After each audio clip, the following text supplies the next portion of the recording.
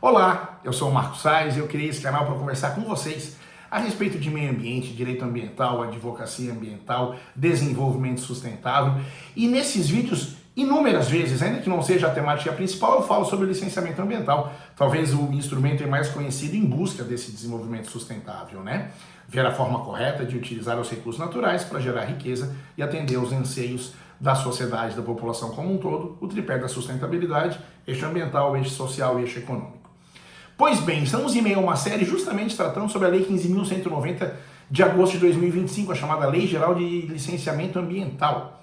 E no primeiro vídeo eu falei, dei um panorama geral sobre a lei, e hoje, no segundo vídeo, é chegada a vez de nós analisarmos as 3 ações diretas de inconstitucionalidade propostas em face da lei.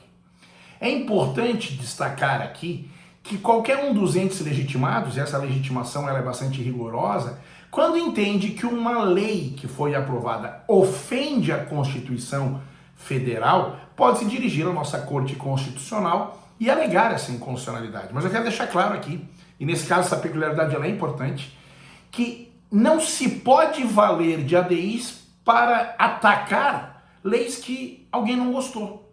Quer dizer, não gostei de uma lei, não interessa. Vivemos em sociedade e se esta lei foi aplicada e formalmente ela está correta, ela deve ser aplicada. E ela deve gerar estes efeitos. Nós temos visto situações aqui, inclusive, de membros do Ministério Público Federal pedindo recomendações para que não se utilize a lei que está plenamente vigindo. Com todo o respeito, a quem pensa de forma diferente, isso me parece um absurdo. E eu disse que o caso aqui ele é especial porque as 3 ações, nenhuma delas foi proposta pela Procuradoria-Geral da República. Comumente o Ministério Público é quem faz esse controle de constitucionalidade com brilhantismo. Aqui no caso foram 3 partidos políticos em 2 das 3 ADIs aqui, acompanhados por associações, questionando a constitucionalidade praticamente da lei como um todo. Me parece essa questão, partidos políticos que participaram dos debates, viram as suas teses serem superadas através de votação, regime democrático de direito, e a lei entra em vigor num dia, no dia seguinte se vem questionar aí praticamente a constitucionalidade dela como um todo. Lamentavelmente, na área ambiental se tornou quase uma regra. Todas as últimas leis relevantes, elas foram aprovadas no dia seguinte tinha a proposta de ADI, ação direta de inconstitucionalidade em face da lei, e na maior parte das vezes.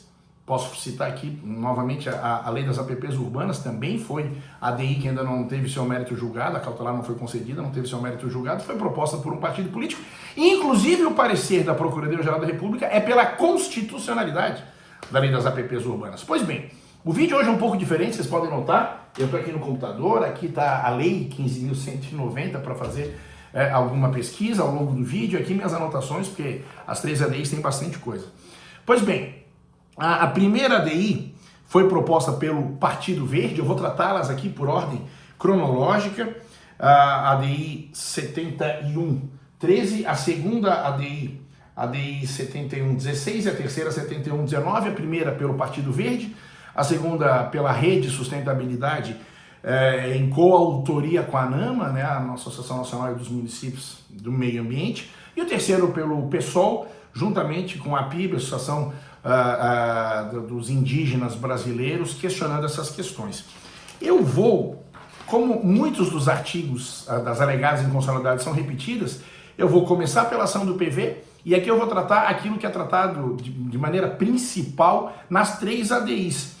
E o primeiro artigo questionado, muito questionado, e no vídeo de ontem eu disse que um dos méritos da lei é trazer a uniformização, é justamente quando o artigo 4º da Lei 15.190 fala que compete aos estados fazerem a tipologia do licenciamento ambiental. Ora, 2 observações sobre isso. Uma, já é assim desde o advento da Lei Complementar 140, lá de 2011. Há 15 anos que os estados, através de seus conselhos de meio ambiente, fazem as suas listas de tipologia dizendo qual o grau de impacto, a magnitude, qual o estudo necessário para licenciar aquela atividade. E por que isso é assim? Isso é o segundo ponto. Isso é assim porque nós vivemos num país de dimensões continentais, onde só de biomas nós temos 6 diferentes. Então é lógico que o grau de resiliência para determinada atividade no bioma Pampa lá no sul, no extremo sul do Brasil, sul do Rio Grande do Sul, é diferente dessa mesma atividade ser realizada no bioma amazônico, lá no meio do estado do Amazonas, por exemplo. Da mesma forma, pega o estado de São Paulo, metade dele, quase a metade para baixo, mais puxando para o litoral, é Mata Atlântica, e a outra metade é Cerrado. E se você anda para o Nordeste, tem Mata Atlântica e tem Caatinga. E se você vai ao nosso Pantanal Mato Grossense, onde você tem cada um com as suas peculiaridades, é lógico, é óbvio que tem que haver um critério geográfico, de localização para você entender isso. Isso é tecnicidade para a lei.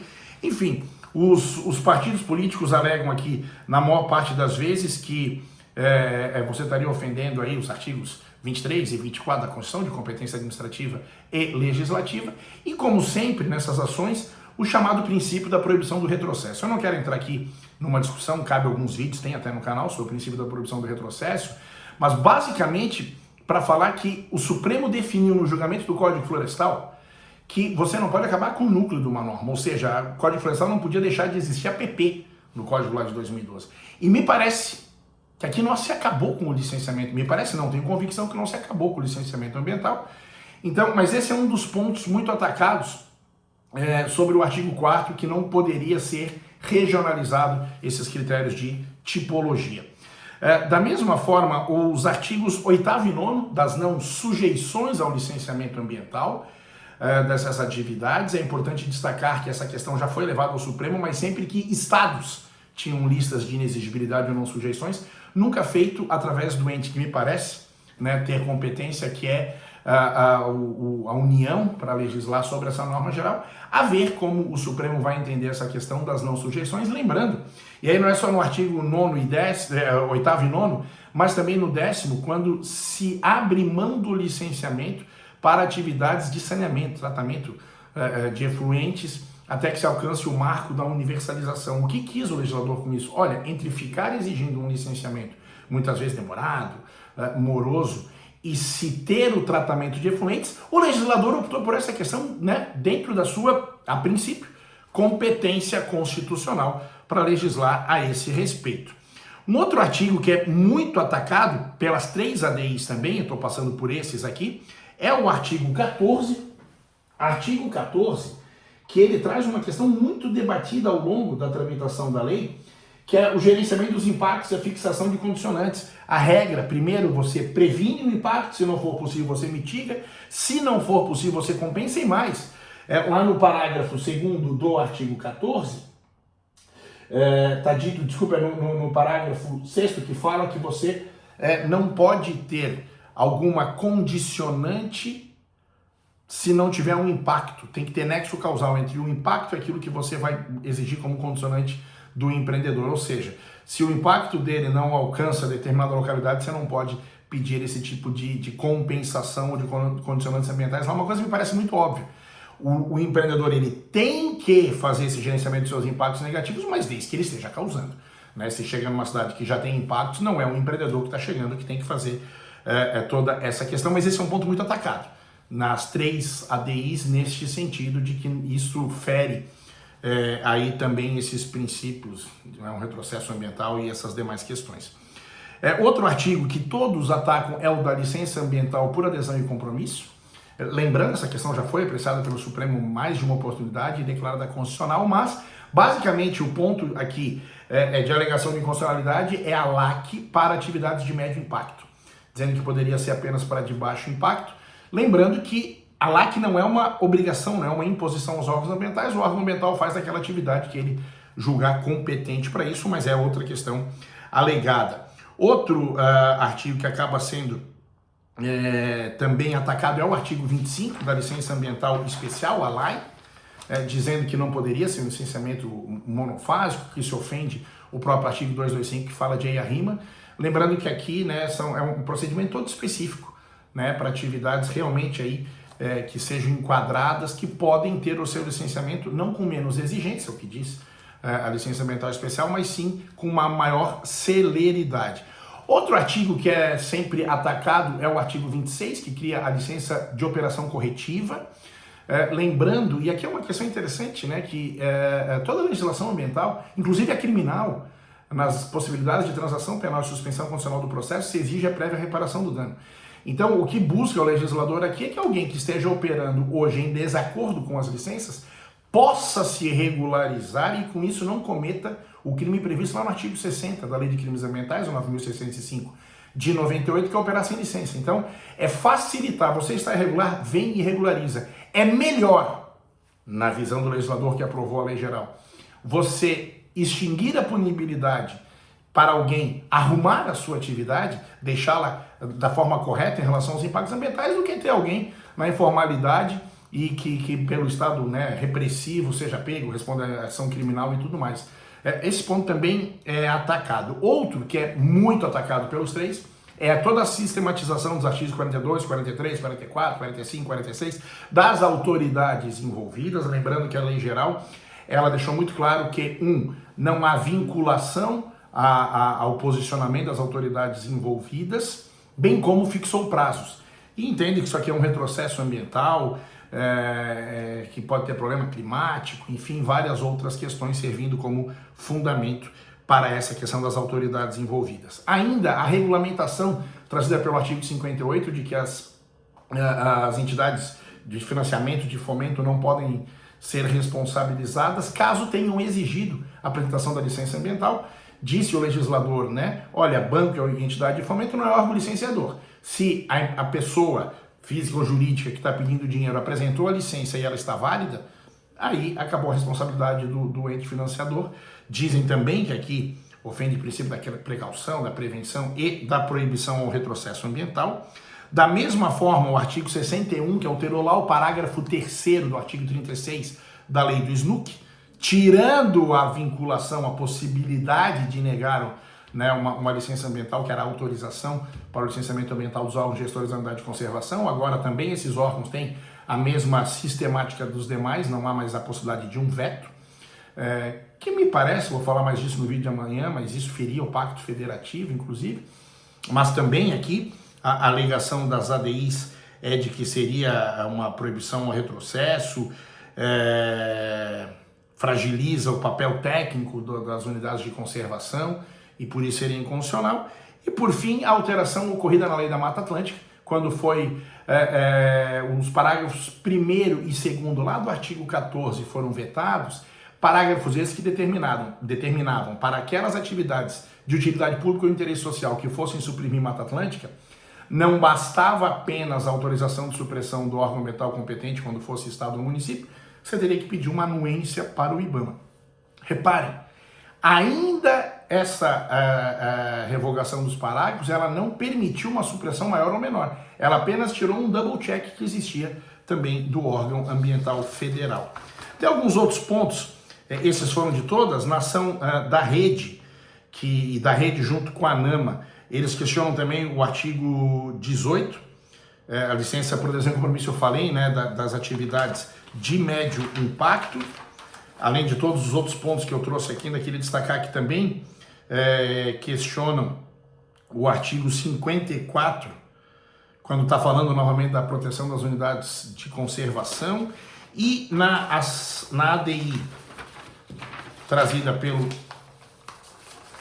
a última das ADIs, proposta, vamos lá que eu quase me enrolei aqui nas folhas, pelo PSOL e pela PIB, além desses todos aqui que eu falei, eles questionam também, por exemplo, o artigo 29, aqui eu achei interessante, o artigo 29 ele está tratando, quando se trata do EIA-RIMA. E aí trouxe toda a questão, me chama até a atenção essa questão, porque dizem que o EIA-RIMA também deve contemplar toda a questão de avaliação de litigância climática, se não fizer isso, fere Acordo de Paris e outras questões que o nosso país participou desses eventos e dos tratados mundiais teriam que ver. Então, a saber, amanhã eu vou trazer os fundamentos da ação declaratória de constitucionalidade, que acabam contrapondo vários desses aqui, mas deixo já no último vídeo minha opinião, mas de fato me parece aqui que de fundamento de questionamento constitucional, de ferir artigos e questões constitucionais, os princípios constitucionais, está muito relativizado, me parece muito mais, né, uma construção de, em tese, ferir princípios constitucionais, porque se entendia que o modelo atual era melhor do que esse modelo que veio. Acho muito importante o julgamento acontecer agora para que acabe essa questão. Por exemplo, a ANAMA está subscrevendo uma das ADIs e que a ANAMA possa cumprir o seu papel também de capacitar os órgãos, né, se for declarada a constitucionalidade ou do que for declarada a constitucionalidade, para que os municípios brasileiros possam cumprir o seu papel, este sim claramente constitucional, de fazer a defesa aí do meio ambiente ecologicamente equilibrado, em busca da sustentabilidade através do licenciamento ambiental. Eu disse que o vídeo de hoje era um pouco mais comprido, tentei passar de uma forma muito objetiva e direta para que vocês saibam, né, quais são os argumentos principais. Obviamente não passei por todos, a maior parte da lei está sendo questionada, mas é um momento muito importante de todo mundo participar e entender também o direcionamento do Supremo Tribunal Federal a esse respeito. Nós temos uma linha de atuação do Supremo quando do julgamento lá em 2018 das ADIs, lá também eram 3 ADIs e uma ADC em relação ao Código Florestal. Vamos ver, especialmente essa questão em relação ao princípio da proibição do retrocesso, continua aquele entendimento, a composição do Supremo mudou nesse período, mas é sempre importante a gente saber a jurisprudência, né, os entendimentos da nossa Corte Constitucional. Amanhã, o vídeo sobre a ADC e depois de amanhã, o vídeo sobre a minha opinião, tratando aí, né, de forma mais aprofundada essas questões e de como eu entendo que deveria ocorrer esse importante e marcante julgamento. Curta, compartilhe, mande para os seus amigos. Se você concordou, diga que concordou. Se discordou, diga que discordou. Eu gosto muito desse debate e que todos nós crescemos e com certeza a gente garante um meio ambiente ecologicamente equilibrado, não só para a nossa geração, mas para as gerações futuras. Até o próximo vídeo.